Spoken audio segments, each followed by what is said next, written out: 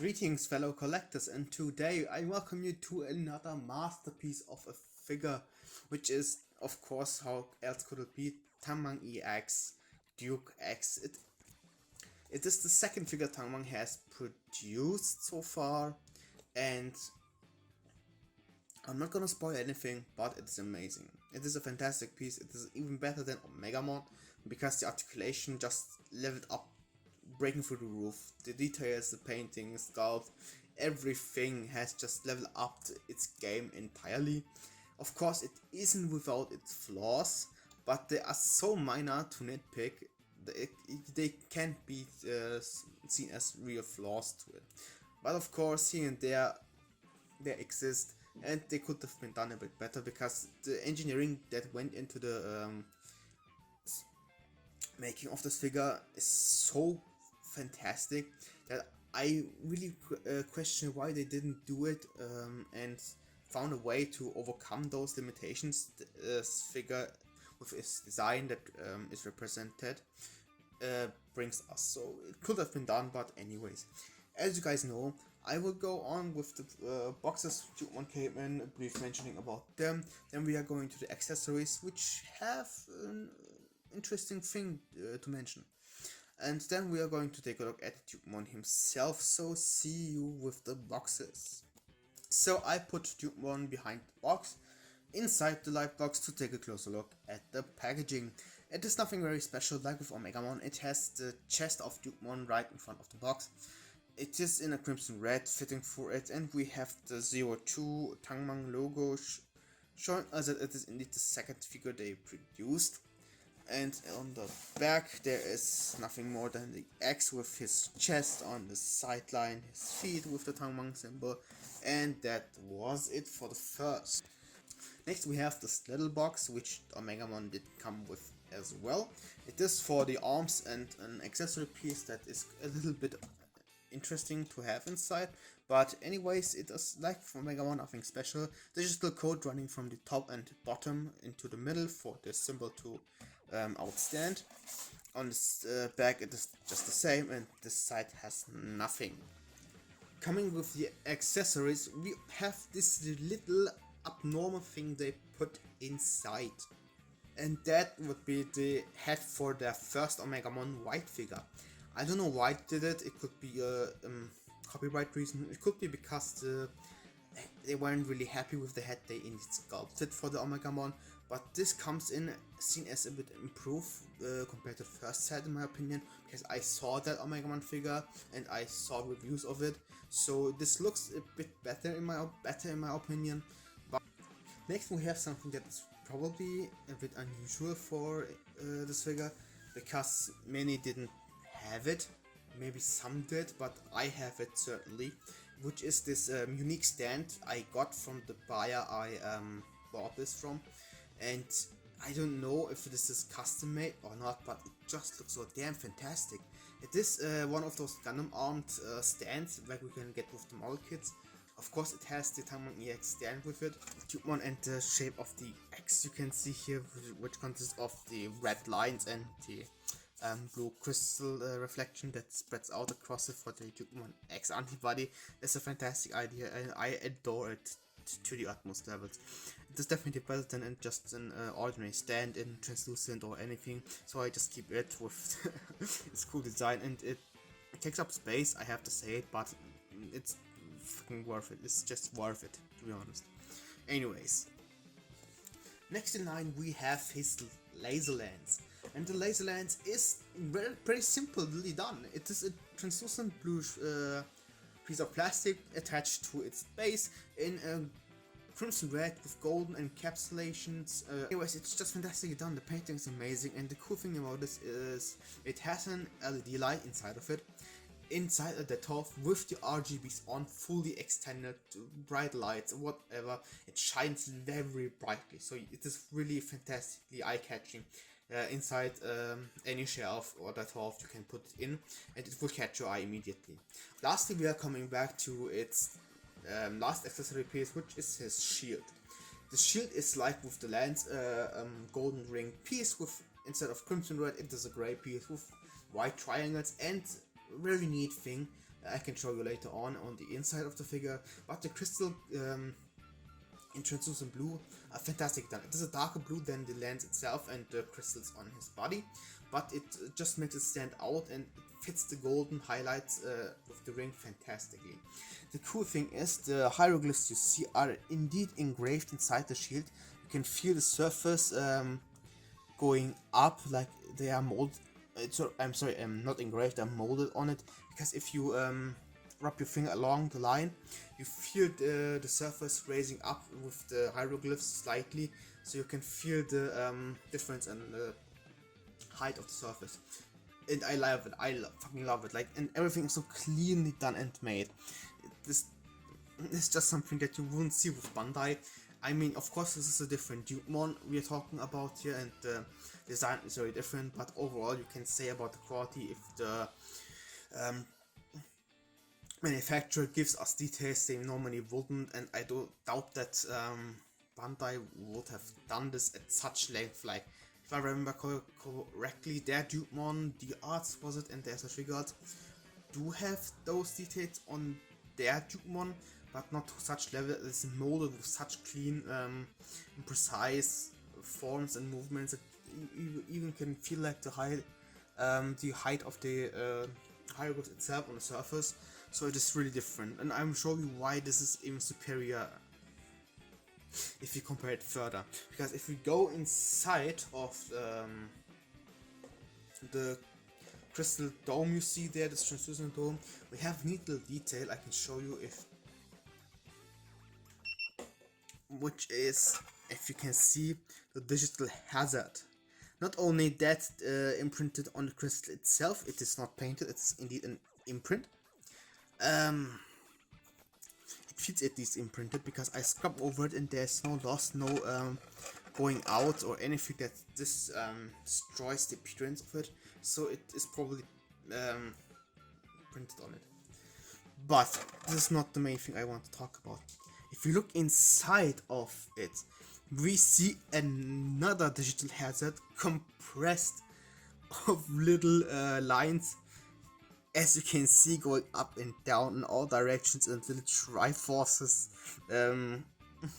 making up this entire thing, which looks amazing. From that, the other thing we have is the inside, which is also indeed a nice detail. As you can see, we have another digital hazard form or pattern, call it as you will, but you can also interpret it as a star if you want. But it is there, it's fantastic, and not, again, these highlights on details is just amazing. And like here, the surface is just highlighted in different heights. And this little accessory piece I did not forget to mention, I just wanted to do it with the sheet together, but you can imagine that this thing is very heavy. Like, it is not heavy plastic, but the shape and the mass it has, it just is strain on the joint itself that will hold it. As you can see, it even has the hands with it, and this little translucent piece is just there to plug it in into the arm, so the strains the arm has are just distributed a bit to the entire arm instead of just the joint of the ankle, and I'm sorry, the joint of the wrist. So if you pose Digimon arm, the shield will not manually tilt to either side, so you can stabilize it with it. And it's just a good idea. Like, the translucent bluish plastic gives an overall addition to the aesthetic appearance of Digimon himself, because of the translucent crystals he already has and the lens. So it isn't really something you notice at first, and it doesn't bother me anyways. So cool that they added it. I like it. So, and here we have Digimon himself. I would like to say I have no crazy poses for him to show you, but holy fuck, I do have a few crazy poses to show him with you. Like,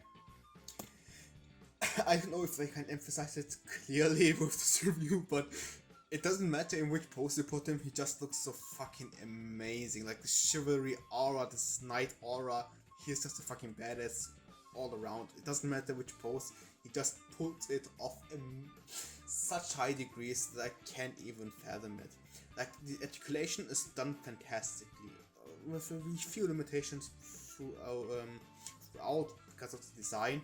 of course you could have had the problem solved, but overall it is top shit. Coloring, the highlighting of the armor pieces with the golden encapsulation to separate the pieces from the white, that is overall this entire base frame, and the crimson red sprinkled throughout of the face, the helmet, the yellowish hair. It just makes out a fantastic piece of art you can look at and just sit there in awe. With every pose you strike with him, it feels like it is a figure that you want to keep just in that pose for like eternity. But of course, even though this figure has very much detail speaking for it, there are a few things I really don't like about it. Just as I said in the beginning, my nitpicks. First off, we have the little strand of hair Digimon possesses there that really annoys me quite often, because this is the piece that is fixed to its head. You have to slide in, and the teeth, the outstanding parts that are there to stabilize it in that pocket he has, is not really that well designed, because it easily can destabilize itself with touching it, because this grip is loose. Of course it doesn't break, it is stable, but if you want to move the head, you can't really grab somewhere, because the red highlights on the Gallantmon head are quite fragile. Like, they don't break at sight, but if you do come to the smaller parts of it, you have to fear to not move hectically to break them off, because it would be very, very sad. Other than that, it is just the leg state concern me a bit, but I will go inside to that in the articulation section. And of course, the last thing I have to say is that the shield itself, as good as it is done, it also has the fault, it's just so big. Like, it is big. If you put it in front of you, you barely can see him from the front, which is a bit sad because he has so much to show. But other than that, it looks great on him itself. And because the stabilizer, this little translucent piece, is attached to his arm, you can't really move the shield around and tilt it. You can, of course, take it out, then replace it so it stands in a different angle, but then again you have to do it with every time you pose the arm in a different way, or just leave the shield entirely away. But I don't mind it, and I think it's just a minor nitpick to a great figure like this, so I just let it slip and enjoy as it is. So, to not further complicate it, I removed his little headpiece here, the shield and lens, to have an easier time to pose him, because I don't want to go through the hassle of every equipping parts over and over again. So this is my solution to it. I just remove them and show you them, and show him like this to you. As you can see, Digimon's head can be moved as said. It can go side to side. It tilts even. Wait a second. Yes, there you go. You just have to grab him from a safe spot, and the neck below moves forward and backward like this, and he can look up that far and can look down that far, depending on if you use your neck or not. It is a bit further than this. So each and every individual crystal can also rotate around its own axis to enable the butterfly joint on the shoulders to go further as you wish. Other than that, the aforementioned butterfly joint takes effect, and you can pose Digimon's arm to the front. And I have to see if Omegamon and Orphamon can do that as well. I did not look at that, and as I told you, I just recently discovered this, but they indeed possess butterfly joints, which make them to be more fantastic than they already are. The pauldron has, like the Omegamon, a separate piece of mechanism, so you can tilt it as you wish. You can move it upwards, close to the face, or farther away from him. Of course, while posing, you have to see if you pose it this or that way. You just basically have to fizzle around with it to make out the best way to handle it. It can also tilt forward, side to side, and swivel. Alright, the arm can rotate 360 degrees. It's normally, it has an elbow swivel. It has a double hinged elbow, like the Omega one, basically, just one with 90 degrees. So, and lastly, if you have the arm attached to it, it has on the wrist a swivel joint so you can rotate the arm. The torso is the more interesting thing, as it has a few joints you can use. It can use a hinge here in the ribcage area, so you can hear a click and it will bend a bit downwards, and if you click again it can do this in the opposite direction. It can indeed rotate on its own, which is interesting, side to side. Then we have a hinge here, so you can have him crunch down this far and look back, crunch back this far. With the click joint it's a bit further, and that one below turns around as well, so you have a few options to turn the body around in every shape, way or form you like. Then we have the hip quadrants that are on the hinge, so you can move them aside and out of the way for the legs to move. You can indeed use the full spreads as far as you can get them. This is as far as you can get with the spread of the legs, because the hinge joints are in the way of the arm and you have no way to tilt them down, which is quite sad. I wish they would have done it, because the Alphamon would have really benefited from it. But anyways, you can kick it this far, and as you can see, this joint here is a bit loose on my copy of this figure, because the leg is indeed very heavy. You have the entire metal diecast frame, and here the black parts on the feet are all diecast, so it is indeed quite a bit heavy for that joint alone. And back you can only go this far, but it is quite something, to be honest. Then you of course have the rotation, followed by the double bend on the knee, and it holds on a 90-degree angle, and the feet have a decent tilt, pretty slightly, to be honest. They can go down a bit and pull themselves up, and of course pretty good toe bend, to be honest. It's pretty good. Of course, as I said, the tilt is very weak, so you have to make sure that you go with it as you please and try to fiddle around with his articulation. Other than that, it is a fantastic thing. And last to decay, of course, is Benny White, so you can pose it in any way, shape, or form. My final thoughts on this TungMon: buy him. I can't tell you more than just buy him. Like, the paint is fucking durable, the piece itself is durable, the plastic is well done, metal frame, which is just objectively the best thing you can have.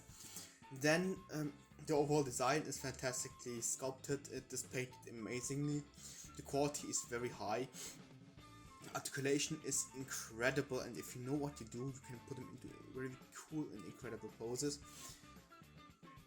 Bring you via cape, you can pose in any way possible, and if we are lucky with this extra stand, and the best part is to have very few things you can nitpick about it, but those that you can, let's say it like that. But overall, I give this figure my very high appreciation that it exists. I am in love with this figure and I'm happy that it's in my collection. Other than that, I hope you all enjoyed this review, and stay tuned for the next thing, and see you soon. Ciao.